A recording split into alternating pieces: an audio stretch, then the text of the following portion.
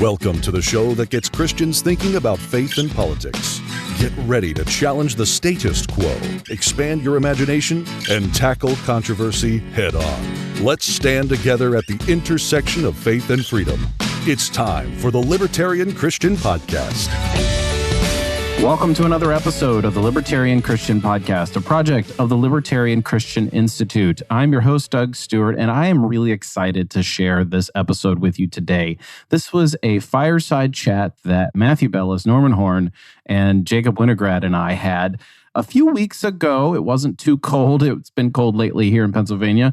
And we got around a campfire and we shared some bourbon and we talked about politics and faith and which talk show hosts influenced us into becoming libertarians. So we really hope you enjoy this. Now, of course, since we were outside, we didn't have our standard microphones like you're hearing me now, because that would have been quite the feat to accomplish. But we tried something out where we were using these sort of travel lavalier mics for like iPhones and stuff. So we did that. And the audio came out pretty horrible for like a podcast production, right? Like it's passable if you just wanted to listen to it the way you'd want to sort of listen to a meeting you recorded and you just have to get, the facts down. But if you want to enjoy listening to something, it wasn't very enjoyable. However, what you're about to hear is actually very enjoyable. I reviewed the entire thing, and Podsworth Media just does a fantastic job of making, well, I don't want to say this was garbage, but it was pretty bad if you were to compare the old audio to what you're about to hear. So what you're about to hear is an exciting conversation, and I hope you enjoy it. So, gentlemen, we are sitting around here as four separate hosts of the Christians for Liberty Network podcast network. And so we have a lot to talk about. Tons of things. Yay, CFLN. Yay, CFLN. Yeah. Is it CFL or is it C4L? I'm going to go with F now because I said so. Well, the Center for Stateless Society uses the number 4, and so I was kind of modeling that in our early iterations of communicating about it, but it confused Stainless Society? Stateless. Oh, stateless. Yeah. Stainless. Yeah, the carpet. That's the that's a subsidiary of Carpet Mark. Mullen doesn't want stains on their carpets, and they the steel. All kitchen appliances need to be stainless steel. Yeah. Oh my goodness. Yeah. So this is nice being around a fire and having an open-ended discussion, knowing that we're recorded and that we kind of have to fill the gaps of what we're saying. Yeah. Yet I'm much more relaxed. It has nothing to do with the bourbon that I drink. Yeah, so this segment is not sponsored by Woodford Reserve. I'll just say that. This is just but we're calling it the Woodford segment nonetheless. Although if they wanted to, that'd be really cool. Yes. Well, they can go to libertarianchristians.com/donate and give. Yeah. As can all of you. Yeah. I would commit if they did give, it would be my bourbon of choice then, for sure. But so in other words, you can be bought. I can be bought. I will say this, it is sort of my bourbon of choice because it hits that middle ground of price point and quality. Okay. It's not ultra expensive. It's not bottom shelf. And I like the smokier stuff and it gets in that direction without being super expensive. I agree. That's fair. Now we have the first ad already ready What to is go. it? Yeah, no kidding. It's Without good enough for Doug and Norman. That's it. We really could have set that up any better. Well, isn't that like the best way to advertise like bourbon though? Like instead of like, you don't want to upsell it. It's like, listen, this is good. It's cheap enough. You can drink it. That's like the best endorsement you can give. Yeah. Well, you don't want to get too frilly. Unless you're a real bourbon snob and it's like your whole shtick is to make sure people know that you have $300 bourbon. Now, see, here's the thing. I have a theory about snobs, is that the whole concept... You're familiar with the fact that you have a theory about snobs is kind of snobbish. Well, it is a little bit snobbish. But you know the whole idea of imposter syndrome, right? Okay. Everybody who would be a professed snob suffers the most from imposter syndrome. So there's an inverse correlation of snobbery and imposter syndrome? I wouldn't say inverse, but at least it correlates to the idea that if I'm going to be snobby about this one thing in the world, then I'm going to oversell my like or distastes for certain things to the point that you don't start to realize that I don't know what I'm talking about whatsoever and really can't taste the difference in the different bourbons anyway. So XKCD the comic will disagree with you there. I mean, and he can, and that's where he would be a snob and have two philosophers. Oh, please don't put me on that. One debate stage. Oh my It's word! channeling some Keynes Hayek crap there, but you know. Yeah, you sure are. That's some OG libertarian movement stuff there. Sorry if I get you, Norman. That's all right. We were talking earlier about origins of our own libertarian, I guess, genesis, whatever. And I thought some of your guys' answers were funny. We may need to recap. That would be good. That would be good. Yeah. Mine is on record on LCI's website, and I didn't tell you guys earlier, but while you guys were apparently watching pop news items, the way I got into this was literally my future father-in-law at the time handing me printed off copies of articles of Mises and Hayek. Really? I'm not joking. He didn't know what he was getting himself into. It's usually whenever the father-in-law finds out that you read Mises Hayek, he's like, "Oh no, look who's coming!" Yeah, I know. It was coming from my daughter. And no, in this case, it was probably said that anyway. He probably said that anyway. It's possible. You'd have to ask him. But at any rate, he was curious as to how I would read such things, and I was absolutely fascinated by it. And I immediately went to the website that was on the printout, which was www.mises.org, and subscribed to the daily articles, and the rest is history. Really? Yeah. So you're a long subscriber then. Is your father-in-law libertarian?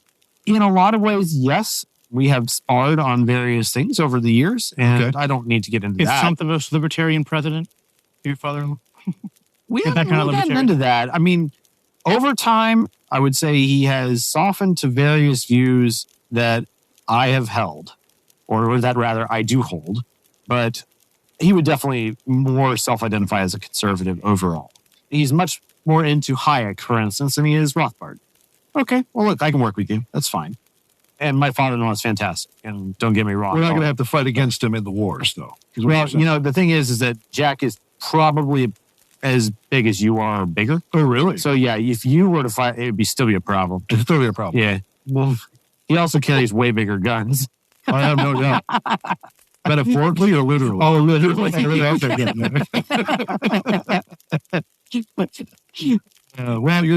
Jack wife awesome. turned out just all right. Yeah, she's all right. She's all right. I think he's a good guy. Fantastic. What else did you note about our libertarian genesis stories in our earlier conversation over dinner? Well, I just thought it was funny that it started with essentially pop news hosts. And I say that with, lovingly. And it's I see. Yeah. Yeah. So I said that Glenn Beck was sort of my gateway to Ron Paul.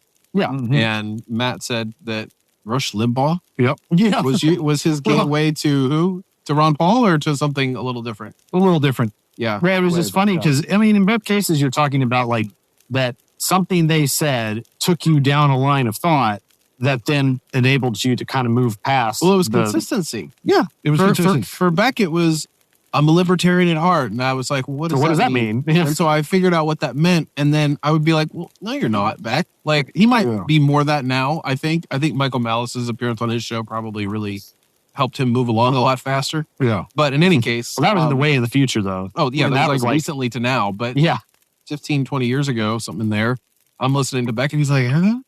I'm like, but you're libertarian to heart, and I wanted something consistent. And Matt, it sounds like you're retell your story from the Rush. Because it was pretty funny issue about Rush Limbaugh. Well, it was very fascinating because Rush was rather dogmatic about being conservative and being small government and being limited government and having a free and open market and capitalist society and all that kind of ideology.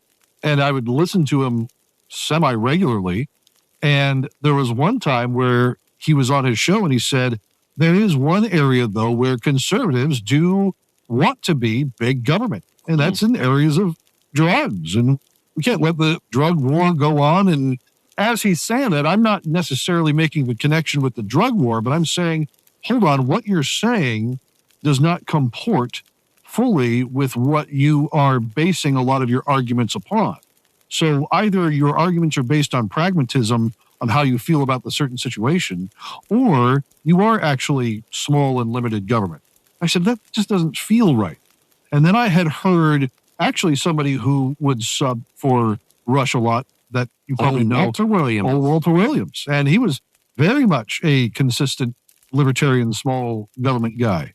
And so I started listening to more Walter Williams, and he would talk about Milton Friedman. And then I'd start listening to Milton Friedman, and then I'd go down the path of Hayek and Rothbard, and I was listening to John Stossel, and it just starts to go on and on and on, and you start to tumble into this idea of, hold on a second, where I was before and where I am now are completely different areas, but it starts with the dissonance and incongruency that I heard. No, we have to have a big government to fight drugs, yet everywhere else, big government's bad. I thought, wait a second. Try to square that circle for me. Yeah. So, pop hosts in the talk sphere really at least got me thinking. And I actually, when I heard Walter Williams died, was a very sad day for me, frankly. Mm-hmm. That was one guy that I wish I could have met. Yeah, both Walter Williams and Thomas Sowell would, I think, sub Rush upon occasion. Would Thomas Sowell sub for him? I thought he did. Am I wrong? Maybe I'm forgetting. I don't know. Thomas Sowell is one of those people who's notoriously difficult to get on interviews, so I'm kind of wondering if that's what happened. Maybe he was a frequent guest, or occasional guest, but Thomas Sowell is similar. Is really well. Whenever you hear him on an interview, it's hard not to like the guy. I have to say. He's super cool. Yeah. So I was listening to it was years ago. I remember somebody's talking about a Thomas Sowell article, and they had a student who had to read a Thomas Sowell article, and their report of it was all about how he was wrong or whatever. And it was like, I forget what the content was, but it had to do with the fact that they had no idea that Thomas Sowell was black. Yeah. And they made remarks about such a racist article. Yeah, it was something like that. It was like, really? By the way, did you know that Nicole Hannah-Jones, who was the 1619 Project leader, founder, whatever, said that basically if someone ever recommends that she reads Thomas Sowell, then she's going to instantly block them on Twitter. Oh, challenge accepted. Is she still on Twitter? Did she pay? Did she pay that block? I don't know. Jeez. So Jacob, it turned out that I noticed today as we were having dinner earlier that you are an example of somebody who was on the left, and you were, for lack of a better word right now, converted by the sort of Mises Caucus way of doing libertarianism, which is allegedly not really good at trying to convert the left. So how did that happen for you? You and Eric. Yeah. No, it's a funny story. I mean, and certainly there were other people who contributed to sort of my intellectual journey. I mean, actually Thomas Sowell, who was just brought up, was someone who helped to meaningfully challenge my or left critical analysis of inequalities and things like that, and to have, to at least ponder different solutions to racial inequalities besides just like, standard government intervention. Yes. Yeah. But no, I mean, definitely, it was a few different people and groups and conversations. I remember early on, I watched a podcast that Dave Smith did on the Sam Cedar show. And when I was on the left, I watched a lot of the Young Turks and Sam Cedar and whatnot. I was kind of a Bernie Sanders Democrat. And Shank makes my skin crawl. I'm sorry. I can't listen to the guy. Today he's become so cringe. Anyway, I remember them having a conversation, and that was the first time I had ever heard Dave Smith brought up the idea of fiat currency and the Federal Reserve and all that. And then I started talking to Mises Caucus people. This was after Trump was elected, and Trump definitely, is someone I have to oddly give some credit to. At least kind of like tilling the soil of my ideological garden, so to speak, because it was funny because like all us Bernie Sanders Democrats hated Hillary Clinton. Hated. And because she represented more the establishment than the radical. Oh, yeah. Yeah. And then I remember one of the first chinks in the armor was when, as soon as Bernie wasn't getting the nomination, suddenly half the Bernie camp went, all right, well, now we got to vote for Hillary because Trump is Hitler. And I wasn't immediately on board with that. I was like, well, hold on a second. Like, we just spent the last 6 months, literally calling this woman the devil, and now I'm supposed to vote for her. It just didn't sit right. But, I fell into peer pressure. I was younger, and I kind of held my nose and did what I thought was my civic duty. But to vote for the warmonger? Yeah, to vote for the warmonger. It's funny. My favorite joke to make now, sometimes people will just call me alt-right or whatever, because that's something that people like to call libertarians and people who are associated with the Mises Caucus or that type of libertarian. And I like to tell people, I have never voted for a Republican. Actually, that's not true. I voted for Hillary Clinton. Yeah. Nice. Yeah. Okay. So, but no, like the first year after Trump was elected, it just, my understanding of the world fell completely apart. And I still didn't like Trump, but I was like, I just couldn't ignore how the media went so hard after Trump for things that I just didn't care about. And the things I did care about. And back then I was very much anti-war and I was anti-drug war. And the only thing that the Democrats really attacked him on that I cared about, I still care about, is like border policy and stuff. But for the most part, it just felt like the left was going down a path I couldn't follow. And I was still a Christian. I never stopped being pro-life. And a pro-life leftist, you say? Yeah. I was a zebra among horses. And anyway, after the first point amongst all. Yeah. Wait a second. Do you mean? Don't you mean to say like a zebra among donkeys? Yeah. Right. There you go. Yeah. That's even better. Yeah. A wild Arabian stallion. Yes. Among donkeys. Don't chain down. Don't chain down this racehorse. Yeah. About the time of 2018, I was just kind of like, I considered myself an independent and moderate, and just I started being more open to looking into different ideas. I kind of flirted with kind of like the Ben Shapiro style of conservatism, but it didn't quite fit me because we had obviously differences in foreign policy. And then I fell in, I started hearing more about libertarians. And so you just don't enjoy talking fast. It was more ideological. Yeah. Is your wife a doctor too? No, she's not. But, gosh.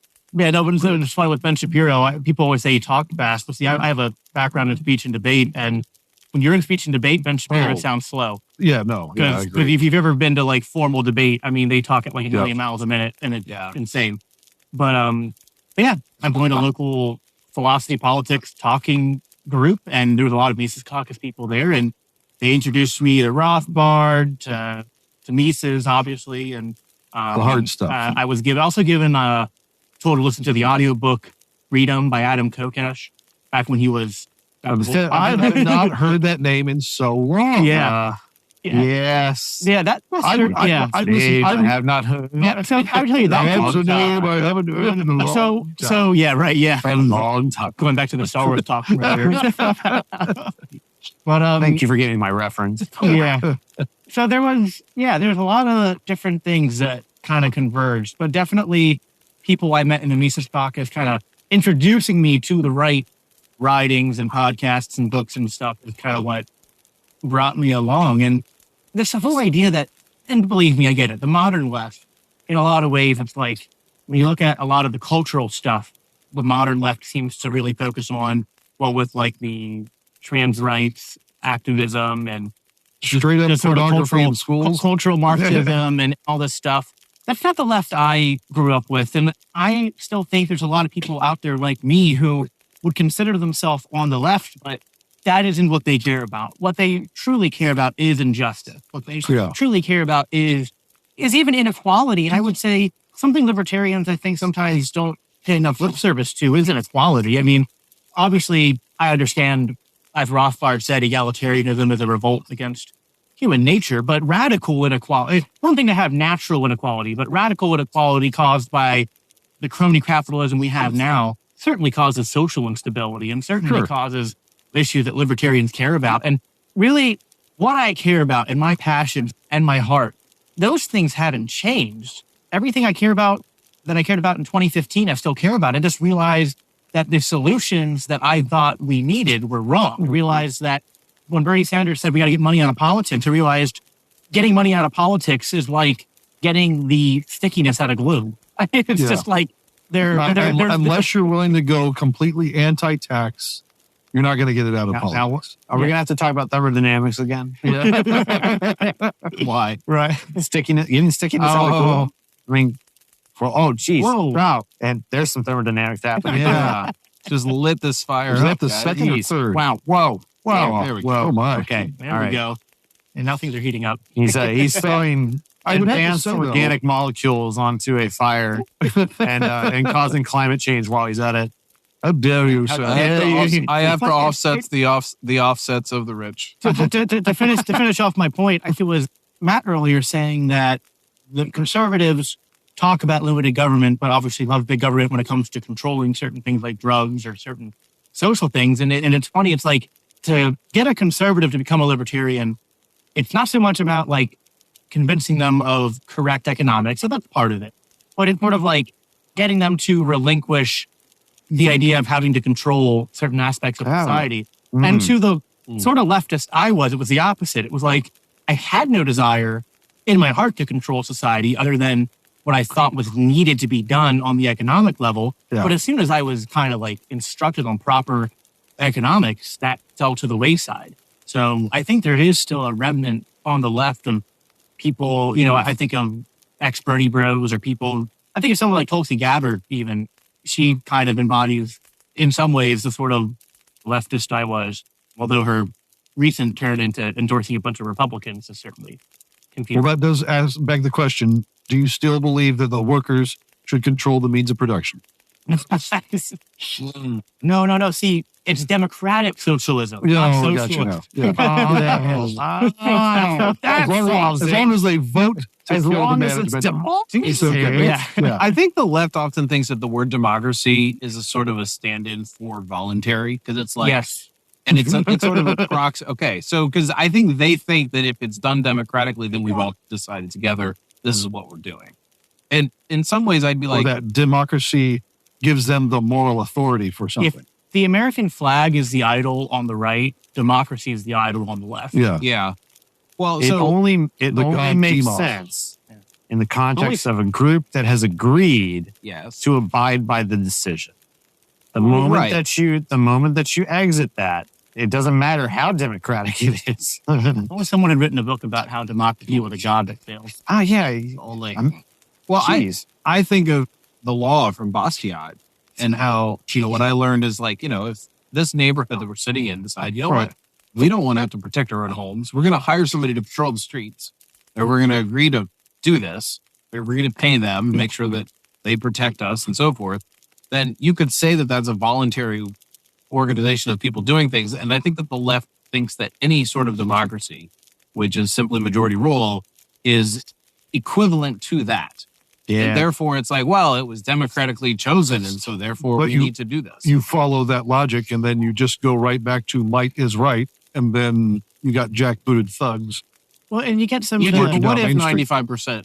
What if it requires, let's just like hypothetical here, and devil's advocate as well. Oh. Let's say that democracy is not 51%, but 95%. Would it be acceptable to say that, like, okay, 95% of people decided that we want fire protection, and that you don't need force if you have 95% consensus, you don't need force to make it happen. Well, and that's really the answer. And that 95% can pay for it. The other 5% probably would have already happened because 95% of people probably use Amazon, and therefore Amazon. I think the best argument for democracy comes from Mises, because he kind of talks about how democracy sort of is like the modern day replacement for like kind of like feudal wars and stuff. That like instead of people having to take up arms, pitchforks against each other to solve disputes, they do it democratically. And there's something like from a poetic level of analysis that kind of makes a little bit of sense.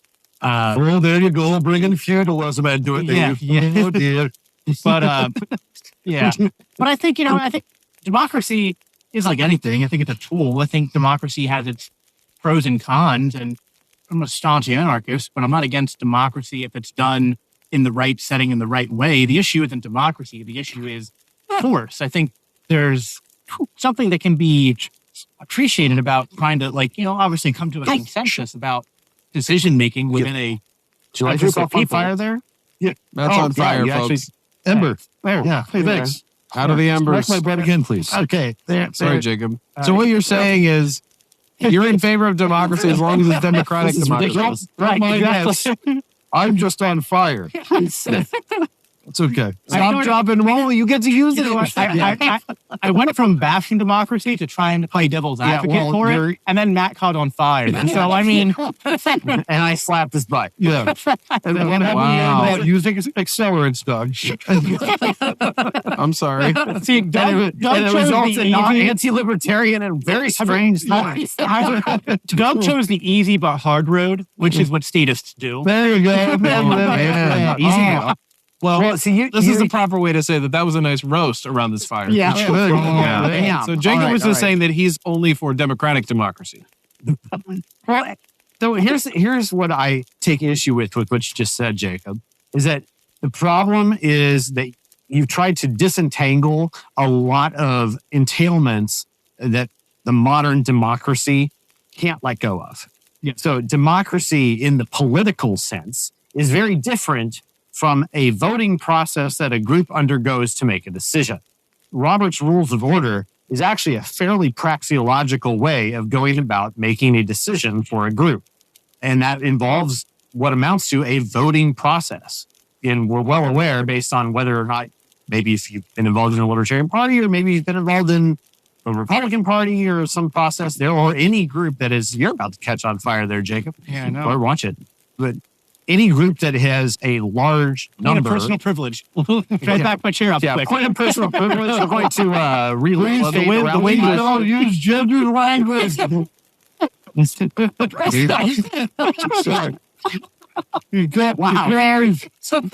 Wow, that's a rough. Okay, go ahead. Yeah, but I didn't leave the left. The left left me. We didn't land on Pilgrim Rock. No. Pilgrim Rock. Pilgrim didn't land on Plymouth Rock. Plymouth Rock landed on us. Anyway, that's a good reference. After a couple of woodwork. Yeah. Okay. Like the voting process for a group to make a decision is logical. The question is like, what's the force of backing behind it? Yes. So it's not even necessarily like this is the irony of like even the objection to voting per se is like, it's not that voting in itself is the problem. Okay. Voting is not the problem. The problem is the use of force. Yeah. And it always is. It always goes back to the now and these kind of pre-held principles that are behind all of this. Well, that's why I have such a, and this is like another one of those through lines I have from my time on the left to now is just, and I know we talked earlier, Matt's libertarian sin, he's a bit of a flag waver. and this is like a difficult needle to thread because I understand the context of the society I live in and being anti-American in my rhetoric is certainly going to turn a lot of people off. And so I don't say redefine that. It's not, I mean, anti-American per se. It's anti-American government. Well, the federal government. So again, this is a difficult needle to thread. Right. There's something about the American mythology, so to speak, that I also have some issue with. And that cherry tree had it coming. There's a baby in the bathwater, right? Like the idea that there was people who moved here for religious freedom, who then found themselves under the control of a tyrannical government and wanted to declare their independence. I obviously don't have any issue with more the modern American mythology that's developed that I have some issue with. And it ties into democracy almost where like a civil religion? Yeah, something like that. But this idea that like the reason why so many people justify I went over here goading the I had to stoke the fire somehow. Yeah. Right, yeah. Well, you're doing it more naturally than Doug did. For those of you who are not watching this on video, which is literally 100% of you, because we're not recording on video.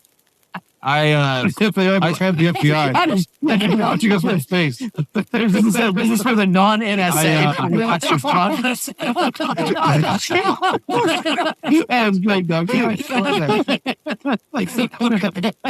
We apologize to our CIA listeners right now. Tell them the technical things.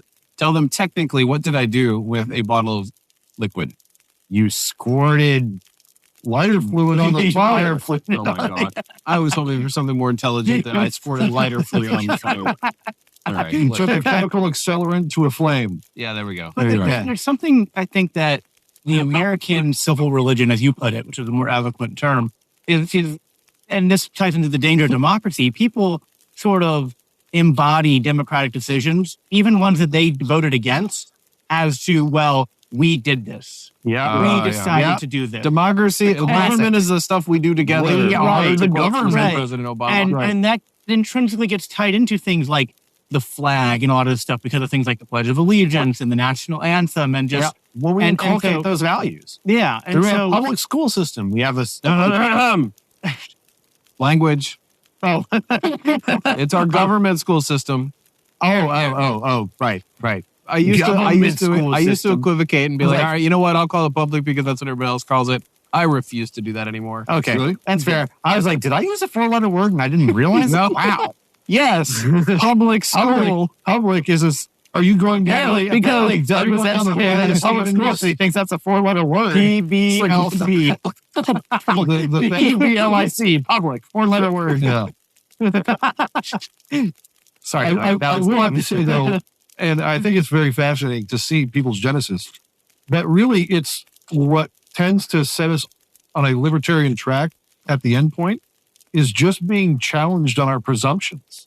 And when we are able to walk down the path and say, well, wait a second, things aren't adding up here, and start to try and get some sort of semblance of reason behind everything, that's what tends to lead people to a libertarian mindset.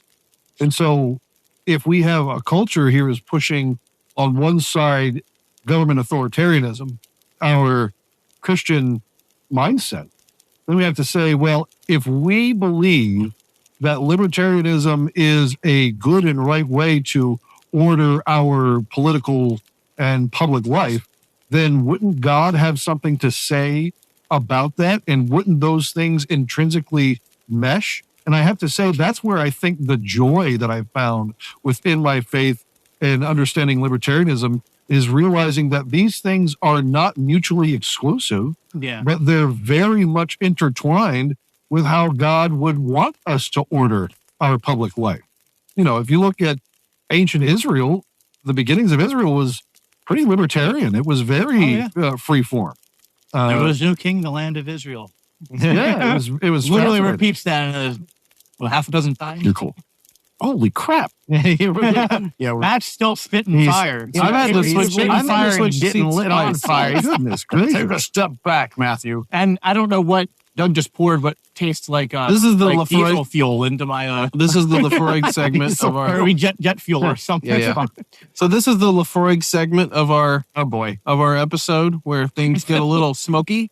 Okay. All right. A little peaty, as What if they this stuff say. could melt steel beams? And the peach. Yeah.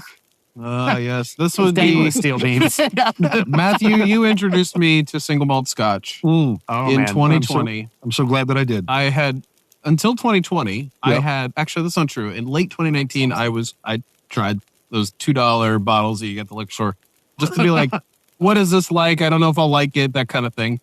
And then after lockdowns, I can say now because they're probably not going to come after us because we need amnesty, right? Amnesty, right? Oh, yeah. We need to forgive each other. You and I hung out. You and I illegally hung out together within 6 feet of each other around this very campfire with Jeff. A little different position in our yard. But, Yeah, well. and you introduced me to single malt Scotch, and you ruined me, man. My bank account is lower. Wow. Actually, if you want to take a look at Scotch and just alcohol and spirits in general, there's definitely a libertarian track to all of that, which is very fun to look into the history of. Although the taxing of alcohol and liquor is also very unlibertarian in certain history standpoints, but very fascinating stuff. Well, you got into prohibition earlier on your Genesis, and that's one of the strange little hang-ups that a lot of people have. Right. Like the drug war in general is something that Christians actually have kind of a problem understanding at times. Mm-hmm. Yeah. And, Can I tell you about that, though? Okay. It was actually my dad. I remember this because I was really young. I was about 7 years old. Mm-hmm. And, I mean, this was late 80s. And my dad was having a conversation with me like an adult. And that's one of the things I always enjoyed about my dad.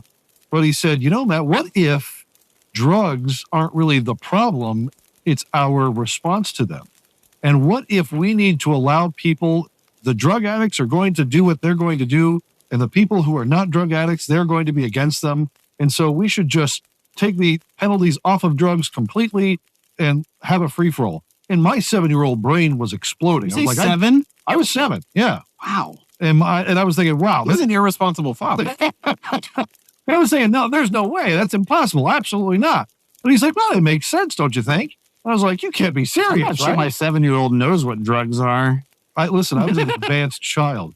And Yeah. But anyhow, I was very much taken back by it because I was thinking that drugs, bad, government, punishing drugs and people who do drugs, good, right?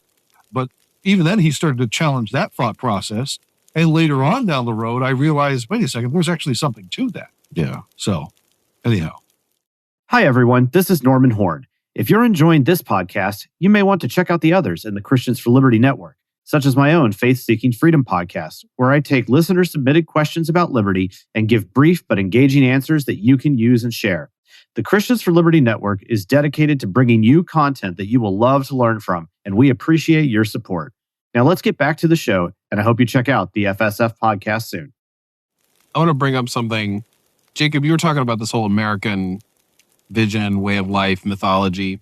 In thinking about, hey, what might we talk about tonight? This is the one thing that I was like, you know what? I think I want to bring this up and just kind of get a sense. Because Matt and I have talked about this from time to time with respect to how much can you love the ideals of America and still be a true libertarian? Ooh. Because... Cool. I just got lit on fire. Ow. All right, it's coming for all of us. Oh, my goodness. Jacob, you're next, unless you've already been burnt. Wow. A piece of wood just basically I have a hard exploded on my time. forehead. I vote for Hillary's had the mark of the beast on me already. Oh, yeah. Oh, dude, man. Anyhow, It's going nuts. No, we're good. I really want you to continue this line of thinking because I really like it. So, Well, I know you would. Yeah. And I think you and I, of the four of us, are probably more on the one side, and I'm guessing Jacob and Norman might be a little bit less enthusiastic on our side. Who knows? I don't know. And you're going to be the voice of reason and all. No, I'm thinking this might be division. I think we might find there's like two of us on one side, two of us on the other, Really? and we'll Okay. see where this goes. Okay. So everybody knows oh, that's good Scotch. Yeah. Oh my God. it's good. That's really good. And it's not the price of Lagavulin. Is it? No, Yeah, that's yeah. good. Good. No. I like that. Trim my chest sorry, for go a ahead. second. All right. That's spoken like a real burning bro there. What did you say? I'm sure the test here's when I get home what I said. I'm coming out of my shirt now after drinking that. My dad, my dad had this saying that was kind of funny, and I didn't quite understand it until I was an adult. But he would be like, there'd be something spicy that he would serve you, or something along these lines. He didn't drink, so this wouldn't be the context at which he would say something like that. He'll be like, yep, it'll put hair on your chest or take it off, whichever your problem is. Oh my God. Okay. I get it. So, You're the man now. in any case, That's why I pretty make good. jokes. I appreciate that. Yeah. That's quality. Quality dad. yeah, I didn't get it until much later in life. But anyway, Matt and I have talked about this from time to time. And I think Matt and I are often on the same. He's a flag waver. I'm not a flag waver. He's not a flag waver, but you're not He's judgmental of sympathetic, flag too. waivers, I guess. Whatever. Yeah. I get why they do. You just twiddle around your hands. Yeah. It's like, Yeah, something like that. It's all right. I have, for the last 2 years, about a year or so now, I've been investigating like critical race theory with an open mind as possible. And I just cannot relinquish the fact that I am a sort of American liberal in the classical sense The of like we Jeffersonian believe in sense. freedom, the Jeffersonian sense, Yeah. that this truly is the way that we are to treat all humans. It's the moral, ethical position that we are to treat people as individuals. We are not to treat somebody based on their skin color, based on whatever it is, whatever tribal affiliation you might want Right. to come up with. And that particular American ideal is better than anything we've come up with so far. And I'm not saying that this would be forever. 500 years from now, people in the future might say, hey, we're going to tweak it this way, and it would still abide by the non-aggression principle, and it would still remain as ethical. Is there going to be a group of guys sitting around a campfire saying, hey, you remember America? There was some stuff there that wasn't that bad. Yeah. We should probably mimic them. It was a nice stepstone. You know, I think it was Jonah Goldberg that kind of convinced me of this in his book, Suicide of the West, and just sort of saying that, like, look, there's a point at which you can't just keep improving on how we treat other people. You can actually act it out, but like in terms of a philosophy of how do you regard others as individuals, we've kind of arrived. And that sounds a little bit hubristic, but I don't think Deirdre McCloskey would say that. you don't. No, I'm saying it's not hubristic. Oh, correct. It's that whole idea that you let others have a go, as her phrasing. Yeah. It's just like, I don't understand how that's anti-Christian. I Right. don't understand how that's anti-progress. Right. I don't understand how that isn't. First of all, I don't understand also how that's a white supremacist sort of statement, That's which crazy. is allegedly the case. Well, only by a very small minority of people that want to make that well, claim. true. That's true. And they're you don't want to relinquish the power of your white privilege status. Yeah, right. Yes, Unless you're that's Jewish, how, then that's you how have to. Doug is a multi-trillionaire over here. Yeah, that was sarcasm, just in case I'm Yeah, flagged yeah. for anti-Semitism. Yeah, This seriously. comment. This is not a Doug waving session. You've already been hit with that. You're fine. So the question that I would like sort of pose is like, how much can you say, you know what, I really value the ideals of America that it isn't living up to? We can all agree that it's not living up to it. Absolutely. Oh, yeah. And that but here's the thing. It's not that it's not just living up to it. It's that the correction that people want to take it in, like the progressive left, the woke left, however you want to name it, they want to take it in a fundamentally different direction from equality of individuals. Right. And so does the right. And that's fair. Fair enough. At the end of the day, I think that the vision of American values is still worth holding on to. Oh, yeah. And if that is how you describe American exceptionalism, I think we can say that that's okay. Yeah. I don't think that means that we can say, oh, well, America, rah, rah, rah, we're the best country. Except for you can say that we were founded on the ideals that gave us a vision for what a world could look like if we just simply lived by them. Yeah. And Yeah, I feel like I need to apologize for that. And Doug, that ain't bad. Yeah. The trick here to me is kind of like this question of what is nationalism? Well, now we're talking about nationalism. Okay, go ahead. Well, I think this is intrinsically related. Okay, go ahead. Because if what we mean by I love my country or I love America is kind of a nationalist question, would you agree with that? And that's the thing. I don't know kind if of I like what agree. we're talking about with feminism is that you have to start that's to a get different okay. Well, Well, say he's definition. making a you have to comparison. get to the base definition of terms of what everybody agrees upon on those things. Okay, sure. So I guess where I'm going with this then is that there's two threads of thought that I think they're going to need to get disambiguated. Okay. In the discussion. One is use of terms, by the way. I am full of $2 words and $20 scotches. So, I promise you this is not $20 scotch. well, okay. That's fine. But it's maybe $20 bourbons. How about that?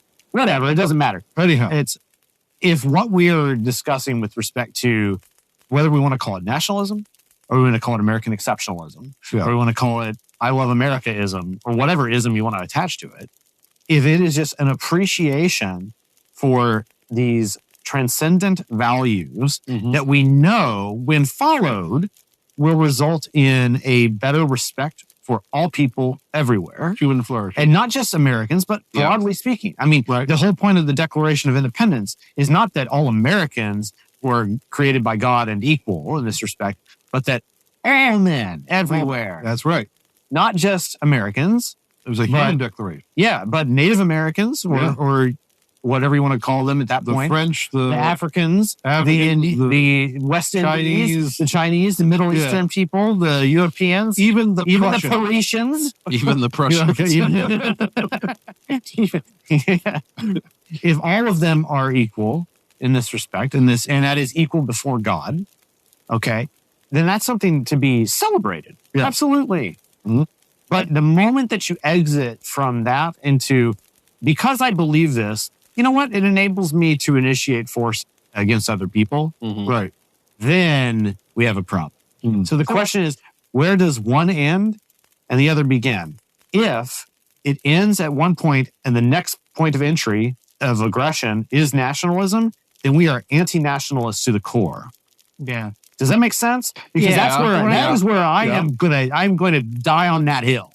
I guess, and this is, again, difficult thread to needle because the last thing I want to do is come across as if I'm speaking with a hubris or with some kind of pride or arrogance. But I guess my instinct, when I read things in the Bible, like you cannot serve two masters and to flee from evil, because I think the dichotomy you're sort of referencing there, to me, represents a bit of a slippery slope.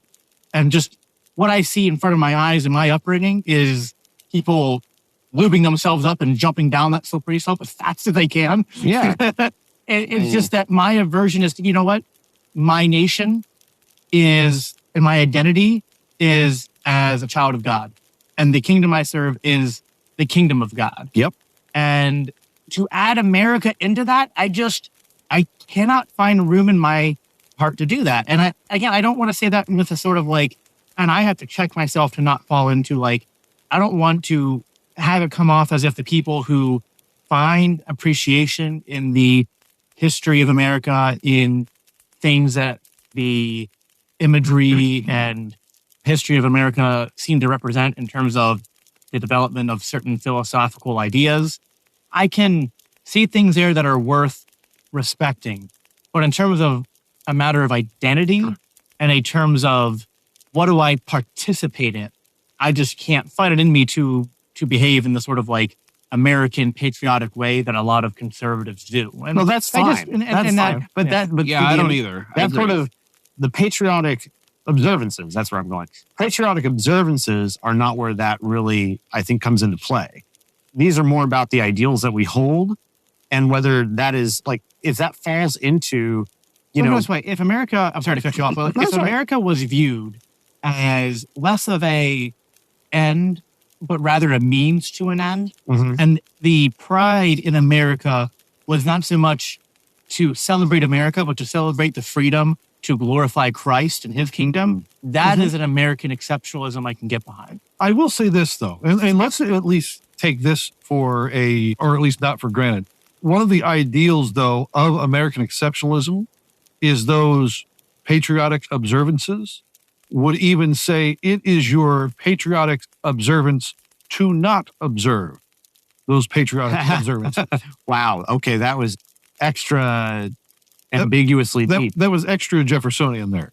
But honestly, Colin Kaepernick did nothing wrong. but truly, I think that's where even the exceptionalism that we can talk about goes in, is that the beauty about America, and this is what I appreciated about Penn and Teller, but that the beauty of America is that it says, yeah, if you want to observe this is a great country, great, it's your duty.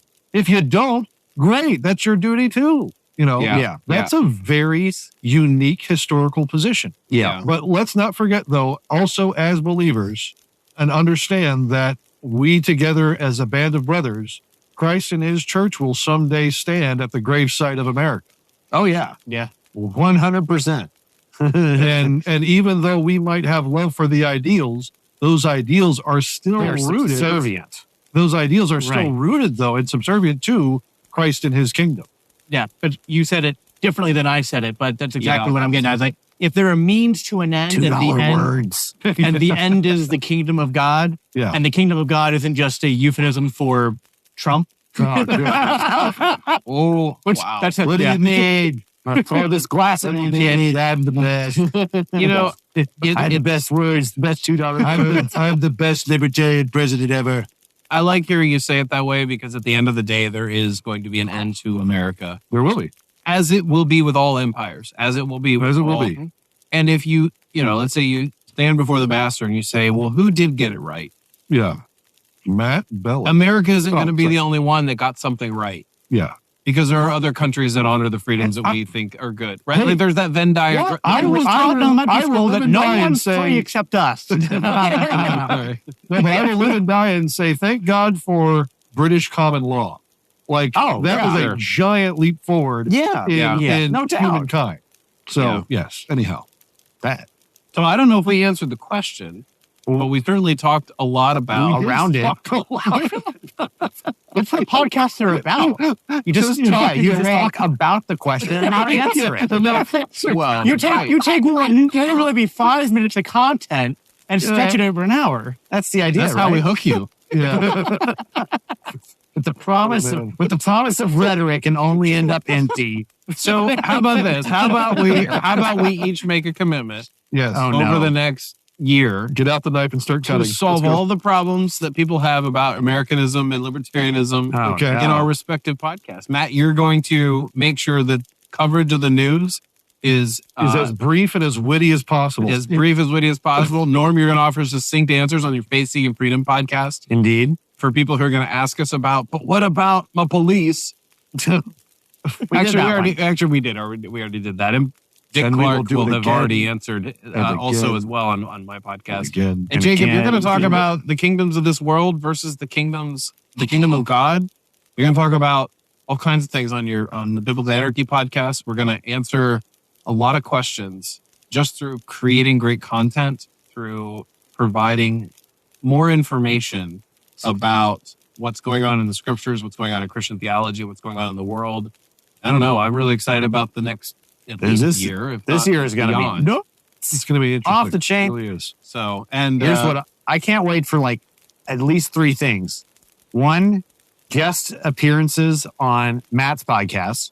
Oh, because I think it's going to be hilarious when we figure out how to do that effectively. I can't wait for Jacob to begin discovering who David Lipscomb is, because he is going to have his world completely rocked by a 19th century weirdo preacher. Nah, he didn't know weirdo, man. He's based. No, he's pretty based. Oh, he's based, but he's kind of a weirdo. Okay. He came against the goats. I'll agree. We could have a David Lipscomb podcast. For Lipscomb honorary podcast. Yeah, there we go. Okay, all right. What's your third thing? Well, I can't wait for the strange guest appearances or hostings that I will do on the Libertarian Christian podcast too. I've got some weird ones planned. Yes. Hopefully it just grows and grows and gets bigger and bigger, and influence is there. Yeah. But we're ready to go. Well, we are now in the follow-up episode or 2 beyond the announcement for the Christians for Liberty Network. And we know a lot of people who listen to our podcast love listening to podcasts. And so we need your support. And that does require your money. You can listen for free and live. And we love you for it. Or you can donate, live a guilt-free life that you are paying for. that you are paying for high-quality content, even though you don't have to. So I'm looking at a bottle of Scotch whiskey that needs to be refilled here. Are we out? Well, I'm about to finish it off if you don't want any more. We're going to we'll talk about that off air. Listen, if you want the podcasts to truly bless you, contributing the money is the only way to really. Very good. We just twisting that. I mean, we're estimating right now, I think that just off the cuff, we need to probably triple our budget in 2023. Yeah. It's not quite that bad, but it feels that bad. It feels that bad. No, I shouldn't say that bad. That's it's not the word. Bad. That's actually, it's a high quality problem. It is a very high quality problem. The beauty of it is that what this goes to is an expansion of a mission and a vision that we've had for years, and that it is now ready to go. Amen. Yeah. No, it's super exciting. I'm so glad to be part of this.